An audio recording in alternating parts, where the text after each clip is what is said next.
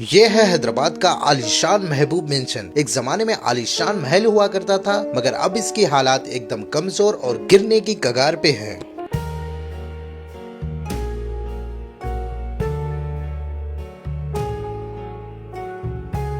आप सभी का इस्तकबाल है hidden gems of Hyderabad episode 35 में, जहां हम जानेंगे हैदराबाद मलकपेट का एक ऐसा खूबसूरत महल जो बर्बादी के कगार पे है।